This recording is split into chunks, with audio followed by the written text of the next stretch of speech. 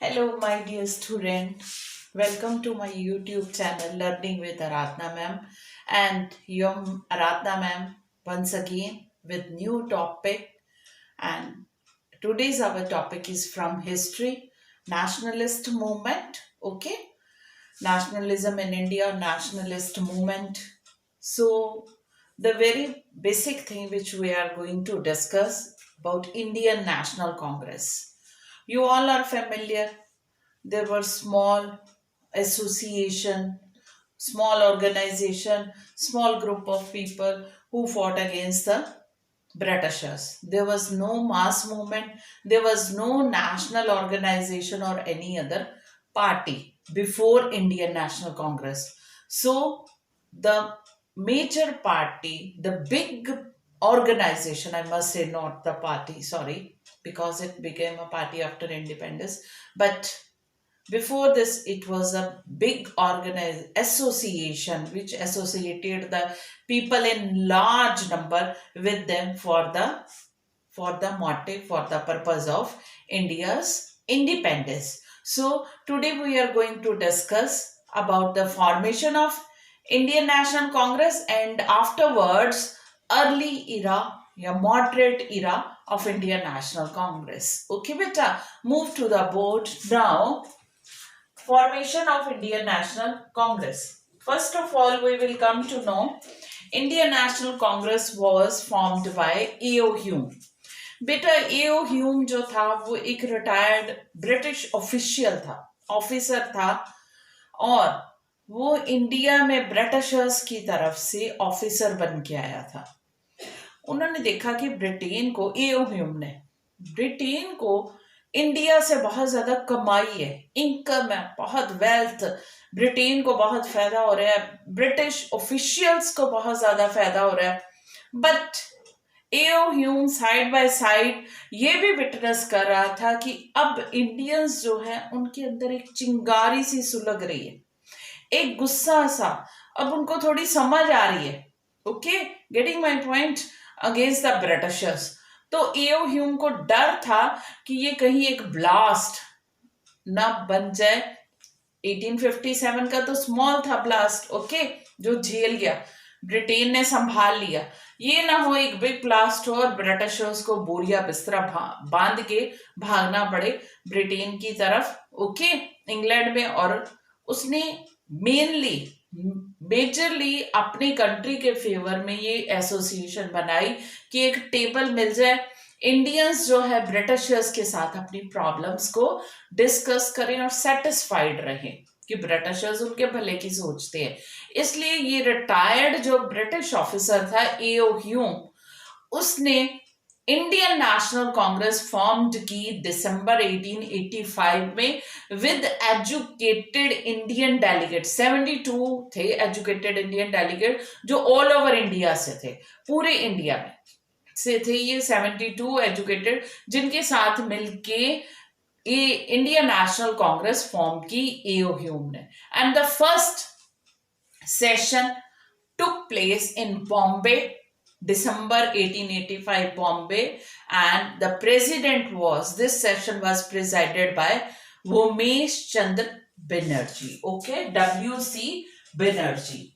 So afterwards, from 1885 to 1905, okay, this is known as moderate era or early phase of Congress. इस time पे बेटा Indians जो थे वो बहुत ज्यादा नर्म दिल के, कोई आपके घर में आए, कब्जा कर ले, आपके रिसोर्सेस को लूट रहा है, आपको बेइज्जत कर रहा है, तो आप क्या बड़ी नरमी से पेश आओगे, बड़े प्यार से उनके आगे हाथ जोड़ के रिक्वेस्ट करोगे कि हमारे भी भले की सोचो कुछ। उस टाइम तो इंडियन ने कहा ही नहीं कि हमारा कंट्री छोड़ के चले जाओ, बस अपनी थोड़ी की वेलफेयर स्कीम्स होनी चाहिए, इंडियन इंडस्ट्री का फायदा होना चाहिए, इंडियंस को हाई पोस्ट, यही हम लोग रिक्वेस्ट करते रहे। हाउ स्टूपिड वी वर, इतना भी पोलाइट नहीं होना चाहिए कि कोई आपका घर लूट रहा है, आप उसको फिर भी सुपीरियर पोस्ट दे रहे हो और रिक्वेस्ट कर रहे हो। I think so, this is my opinion. What do you think? Send me your opinion in comment section. Okay, so coming towards again our topic, that is moderate era या early era. Okay, who were moderate? Moderate were the leaders who belong to 1885 to 1905 and believe in the peaceful requesting, okay, and harmonious. They wanted harmonious relations with the Britishers. Okay, अब उनकी main demands क्या थी? What were the main demands? पहली basic बात तो moderate वो थे those who have full faith in British में इनको बहुत ज्यादा ट्रस्ट था, बहुत ज्यादा विश्वास कि हम उनको रिक्वेस्ट पिटीशन अपनी प्रॉब्लम बताएंगे और वो सॉल्व करते जाएंगे. Okay, these were the moderate. अब मेन डिमांड्स कौन कौन सी थी मॉडरेट्स की? फर्स्ट ऑफ ऑल मॉडरेट्स चाहते थे have representative institution. Representative means elect हो के आए हुए लीडर. ओके, ये नहीं है ब्रिटेन बैठा इंग्लैंड से अपने भेज रहा है रिप्रेजेंटेटिव और इंडिया में रूल करे. वो चाहते थे कि इलेक्टेड इंडिया वाले इलेक्ट करें, ऐसे रिप्रेजेंटेटिव होने चाहिए जो रूल करे इंडिया में. Secondly, create provincial legislative councils in all the provinces. I have written only P here. Okay, जितनी भी प्रोविंसेस यानी कि स्टेट, उस टाइम पे प्रोविंसेस कहा जाता था, वहां पे प्रोविंशियल असेंबलीज, लेजिस्लेटिव असेंबली आज है इंडिया में, हर स्टेट में है लेजिस्लेटिव असेंबली, आपको पता है, जो इलेक्टेड कैंडिडेट है. ओके, सो उस टाइम पे मॉडरेट्स ने डिमांड की कि इंडिया में जितनी भी प्रोविंसेस हैं वहां पे लेजिस्लेटिव असेंबलीज या काउंसिल्स होनी चाहिए. Then they recruit Indian for the higher position in the administrative setup. Indians चाहे हाईली क्वालिफाइड थे as comparatively to the British, फिर भी उनको लो पोस्ट दी जाती थी. चाहे ब्रिटेन वाले जो आते थे वो क्वालिफाइड नहीं होते थे, इंडियंस इतने इंटेलिजेंट, इतने क्वालिफाइड हो रहे थे, बट उनको हाई पोस्ट नहीं दी जा रही थी एडमिनिस्ट्रेटिव सेटअप में, उनको लो रैंक की जॉब दी जा रही थी.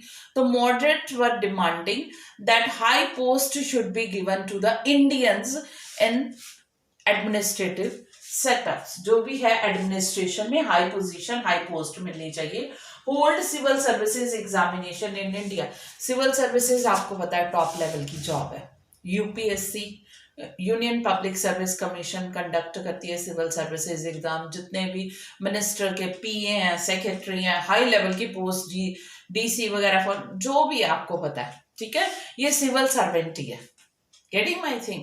अभी भी हर स्टेट की कैपिटल में कंडक्ट होता है डील. उस टाइम पे इंडिया में होता ही नहीं था, ये एग्जाम होते ही नहीं थे. ये इंग्लैंड में जिसने भी इंडिया के किसी भी इंडियन ने हाई पोस्ट लेनी है वो पहले सिविल सर्विसेज का एग्जाम जाके ब्रिटेन में, इंग्लैंड में जाके दे.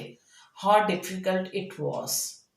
कुछ गिने चुने ही जा पाते थे और वो भी क्लियर करके आते थे, तो श्योरिटी नहीं थी उनको हाई पोस्ट मिली. सो मॉडरेट्स की ये भी डिमांड थी कि सिविल सर्विसेज के एग्जाम जो है ब्रिटेन या इंग्लैंड की बजाय इंडिया में होनी चाहिए. ओके बेटा, now moving towards the next one, ensure the growth of Indian industries and handicrafts.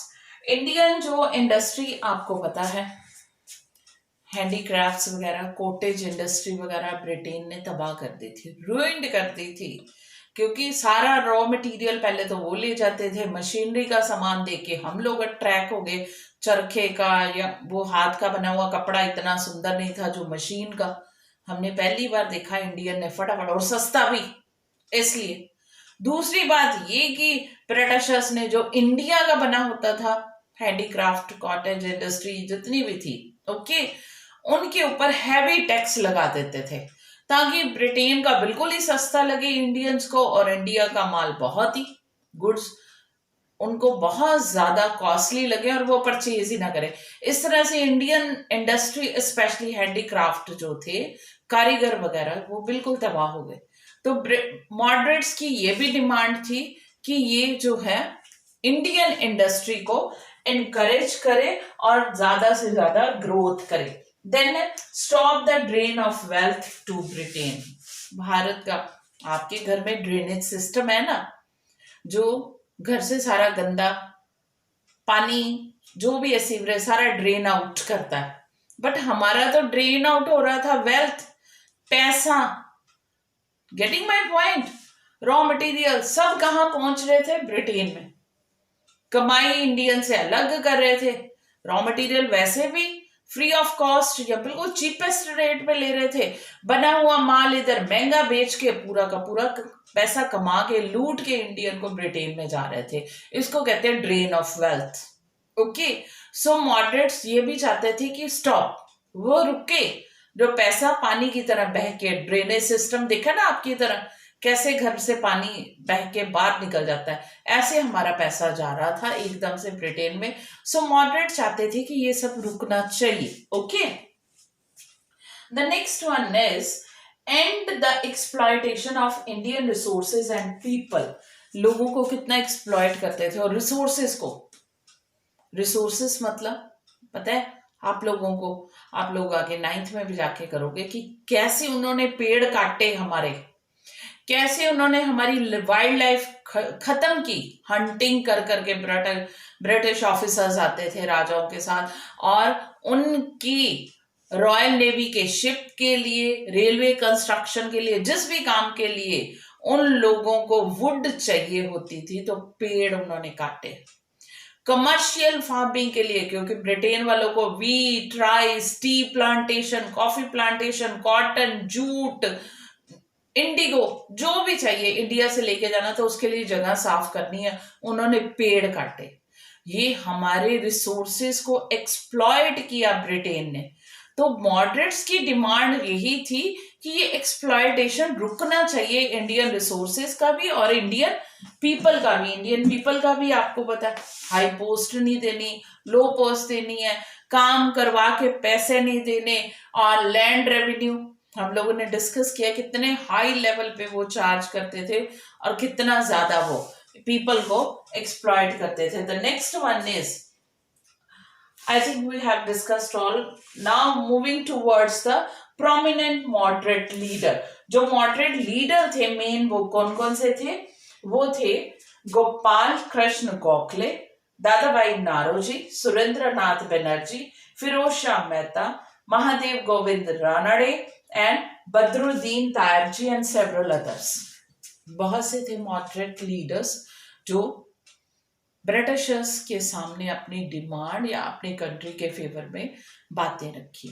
I hope you understood the early era या moderate era of Indian National Congress. Okay, revise with me, recall with me.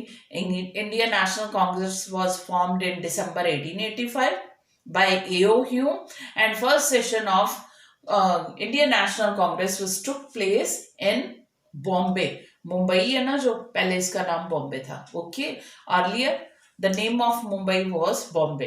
Okay, under the presidentship of Umesh Chandra Banerjee. Afterward, 1885 to 1905, this is called the early era or moderate phase of Indian National Congress.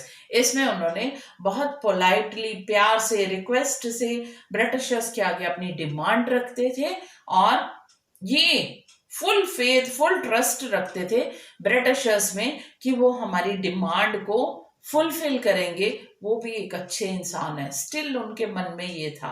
Okay, I hope you understood today's topic. Still same wording, still you have any problem, send me your problem in comment section, and don't forget to subscribe the channel. Okay, take the screenshot now.